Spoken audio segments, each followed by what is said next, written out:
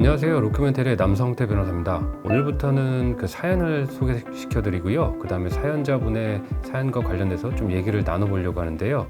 우선 먼저 소개시켜 드릴 사연은 30대 경력 단절된 주부의 사연입니다. 안녕하세요, 변호사님. 모 프로그램에서 변호사님을 보고 저도 도움을 받고 싶어 상담을 요청합니다. 저는 30대 경력이 단절된 주부입니다. 결혼 후 바로 아이를 가지게 되어 남편과 협의해 일을 그만두었고 6년간 아이를 키워왔습니다. 결혼 당시에 남편의 사업은 망할 듯 했는데 망하지 않았고 몇 년 전부터 승승장구했습니다. 남편의 도움으로 신혼 때 내 집 마련을 위해 받았던 대출금도 다 갚아 나갈 수 있었죠. 하지만 이때부터 남편의 외도가 시작됐고 거의 4년째 계속 외도 중인 것 같습니다.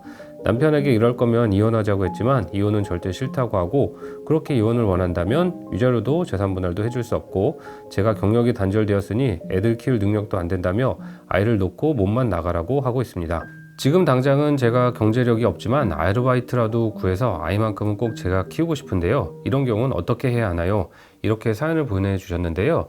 일단 양육권이 가장 큰 문제인 것 같아요. 그런데 양육권과 관련돼서는 우리 어머니가 아이들을 6년 동안 주 양육자로 양육해 오셨고, 그리고 아이들에 대한 양육의 의지도 강하시고, 그러다 보니까 아이들과의 어떤 친밀도도 높을 것 같아요.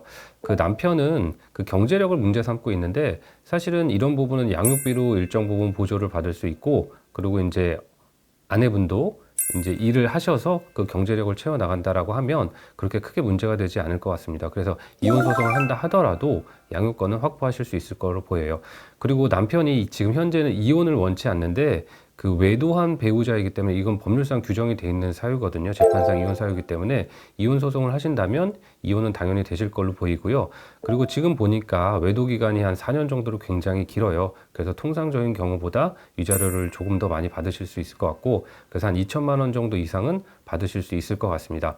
그리고 재산분할 같은 경우도 그 결혼 전에 어떤 남편이 재산을 취득해서 갖고 있거나 그런 게 아니고, 결혼 이후에 이제 대부분 취득한 재산이고, 또 아내분이 무형의 가사 노동으로 이제 내조를 해줬기 때문에 그렇게 이제 사업이 승승장구한 것으로 보이거든요. 따라서 비록 그 혼인 기간은 6년 정도로 짧지만 그 기여도가 상당히 있다라고 보여서 한 30%에서 한 40%의 재산 분할은 청구하실 수 있을 것으로 보입니다. 따라서 남편이 이렇게 몸만 나가라고 한다라는 건 받아들이실 수 없고요. 계속해서 그런 내용을 고집한다라고 하면 재판상 이혼 청구를 통해서 이제 정리를 하시는 게 좋을 것 같습니다. 네, 이상 로큐멘터리의 남성태 변호사였습니다.